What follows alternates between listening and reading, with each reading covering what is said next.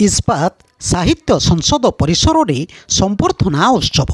इस्पात साहित्य संसद राउरकेला परिसर में रश्मिप्रभा पार्वती गोविंद स्मृति संसद एवं शिक्षा ज्योति पक्षर सारस्वत कार्यक्रम संबर्धना सभा एवं कविता पाठोत्सव कार्यक्रम अनुष्ठित हो राउरकेला। पार्वती गोविंद स्मृति संसदर साधारण संपादक शशधर पंडा पौरोहित कार्यक्रम में संयोजना और अतिथि परिचय प्रदान करथिले कवयित्री सस्मिता महापात्र। सांप्रतिक समाज रे शिशु साहित्यर भूमिका आलोचन रे मुख्य अतिथि भाव विशिष्ट शिशु साहित्यिक डॉक्टर सुनामणि राउत जोगदे ओडिया साहित्य रे शिशु साहित्य लेखार क्रम विकास संपर्क में आलोचना करथिले। एसहित अनेक वर्ष पूर्वे ओडिया शिशु साहित्य लेखा जाइथिबा शिशुमानक संवेदनशीलता और मानसिक तथा शैक्षिक विकास दिगरे होइथिबा लेखा सांप्रतिक समयर लेखा हेबा निमंते डॉक्टर राउत आह्वान देथिले। सभारे पौरोहित करुथिबा श्री पंडा पार्वती गोविंद स्मृति संसद पक्षरु करा जाइथिबा विभिन्न कार्यक्रम सूचना देबा सह एही कार्यक्रम आयोजन उद्देश्य संपर्क में सूचना देथिले।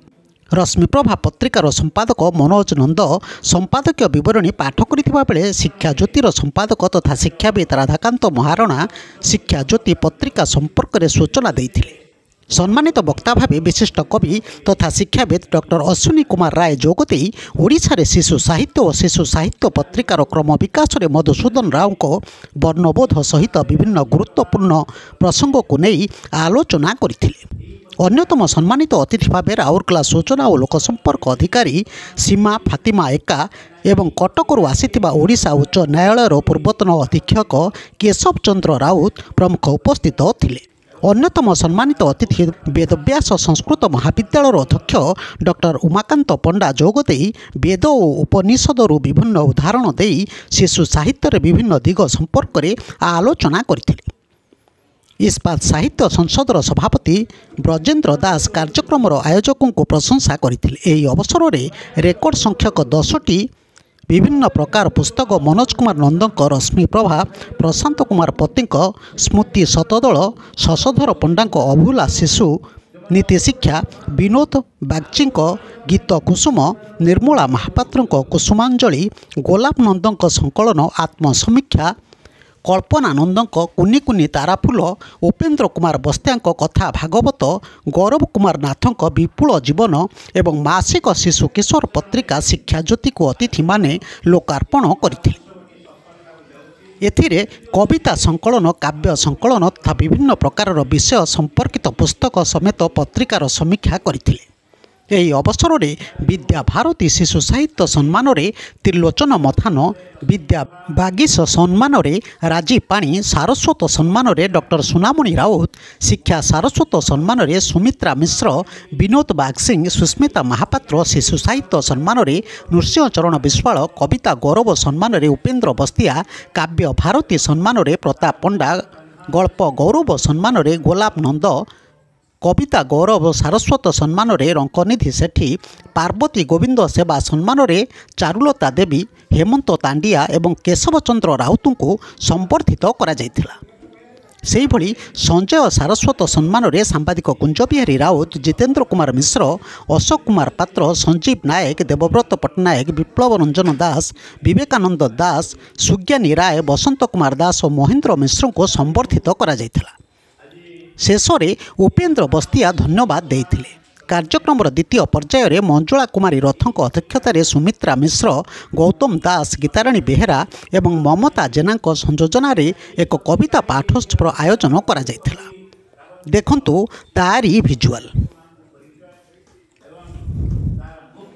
परिचय जो कार्यक्रम होउछि से संपर्क रे पदाय शशधर पंडा शिक्षाविद समाज साहित्य संगठक राउरकेला आज ये विद्यानगरी साहित्य नगरी राउरकेला रे इस्पात साहित्य संसद रे रश्मिप्रभा पार्वती गोविंद स्मृति संसद शिक्षा ज्योति आनुकूल्य रे एक सभा कार्य पुस्तक उन्मोचन संवर्धना कार्यक्रम रखा एवं कविता पाठोत्सव भी रखा प्रसाद पर चलो आमर एथर ऐतिहासिक कहले किसी अत्युक्ति हेनी कारण प्रत्येक साहित्य सभा 2 खंड 4 खंड 5 खंड बही उन्मोचन हुए।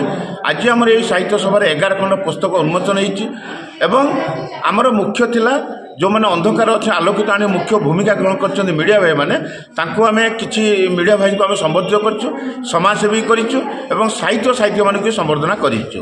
ଆମର ମୁଖ୍ୟ ଆଜି ଥିଲା ଶିଶୁମାନଙ୍କ ଉପରେ ଆଲୋଚନା କରିବା ପାଇଁ। ଯେଉଁମାନେ ଶିଶୁ ପତ୍ରିକା ଉନ୍ମୋଚନ କରିଛନ୍ତି ସେହି ପତ୍ରିକା ଗୁଡ଼ିକୁ ଆମେ ସତ ଚେଷ୍ଟା କରିବୁ କିଛି ବିଦ୍ୟାଳୟ ମହାବିଦ୍ୟାଳୟରେ ପହଞ୍ଚିବା ପାଇଁ। ପହଞ୍ଚିଲା ପରେ ନିଶ୍ଚିତ ଯୁବପିଢ଼ି ଆକୃଷ୍ଟ ହୋଇ ସାହିତ୍ୟ ପ୍ରତି ନିଶ୍ଚୟ ଆକୃଷ୍ଟ ହୋଇ ଆଗକୁ ଆସିବେ ଏବଂ ଭାଷା ସାହିତ୍ୟ ସଂସ୍କୃତିକୁ ଆଗକୁ ନେବା। ଆମର ମୁଖ୍ୟ ହେଉଛି ଭାଷା ସାହିତ୍ୟ ସଂସ୍କୃତିକୁ ଆଗକୁ ନେବା ପାଇଁ ଯେତେ ପ୍ରକାର ପଦକ୍ଷେପ ଦରକାର ପଡ଼େ ଆମେ ପ୍ରତ୍ୟେକ ସାହିତ୍ୟିକମାନେ ତାକୁ ଶପଥ ନେଇ ଆଗକୁ ନେବୁ। କାରଣ ପ୍ରତ୍ୟେକ ରାଜ୍ୟରେ ଆଞ୍ଚଳିକ ଭାଷାର ତାଙ୍କର ଭାଷା କାର୍ଯ୍ୟକ୍ରମ କରାହେଉଛି, କିନ୍ତୁ ଆମର ଓଡ଼ିଶା ଏକ ରାଜ୍ୟ, ପ୍ରତ୍ୟେକ ଭାଷା ଏଠି ପ୍ରଚଳନ ଚାଲିଛି। ଆମେ ସମସ୍ତେ ଏକତ୍ରିତ ହେବା, ସବୁ ଏକ ସ୍ୱରରେ ତାକୁ ପ୍ରତିବାଦ କରି କେବଳ ଓଡ଼ିଆ ଭାଷାରେ କେମିତି ସମସ୍ତେ କଥାବାର୍ତ୍ତା ହୋଇପାରିବେ ତା ପ୍ରତି ଲକ୍ଷ୍ୟ ଦେବା। ତାକୁ ଲକ୍ଷ୍ୟ ଦେବା ହେଲେ ପ୍ରତ୍ୟେକ ପ୍ରିଣ୍ଟ ମିଡ଼ିଆ ଇଲେକ୍ଟ୍ରୋନିକ୍ ମିଡ଼ିଆ ଯେତେ ପ୍ରଚାର ପ୍ରସାର କରିବେ ନିଶ୍ଚିତ ଭାବରେ ଆମ ଓଡ଼ିଆ ଭାଷା ଆଗକୁ ଯିବ। ଯେଉଁ ରାଜ୍ୟର ଆଞ୍ଚଳିକ ଭାଷା ଯେତେ ଉନ୍ନତ ସେ ରାଜ୍ୟ ସେତେ ଉନ୍ନତ। ତେଣୁ ଓଡ଼ିଶାକୁ ସବୁ ଲକ୍ଷ୍ୟ କରି ଭାଷା ସାହିତ୍ୟକୁ ଆଗକୁ ନେଇ ଆମେ ତା ପ୍ରତି ଆଗେଇ ଯିବା, ଏଇଟା ହେଉଛି ଆମର ମୁଖ୍ୟ ଉଦ୍ଦେଶ୍ୟ ରହିଛି। ଧନ୍ୟବାଦ ସାର୍। ବ୍ୟୁରୋ ନ୍ୟୁଜ୍ ଓଡ଼ିଶା କଥା। ଓଡ଼ିଶା କଥା ୟୁଟ୍ୟୁବ୍ ଚ୍ୟାନେଲଟିକୁ ଆପଣମାନେ ଦେଖୁଛନ୍ତି, ମତାମତ ଦିଅନ୍ତୁ, ଲାଇକ୍ କରନ୍ତୁ, ସବସ୍କ୍ରାଇବ୍ କରନ୍ତୁ ଓ ସେୟାର ମଧ୍ୟ କରନ୍ତୁ।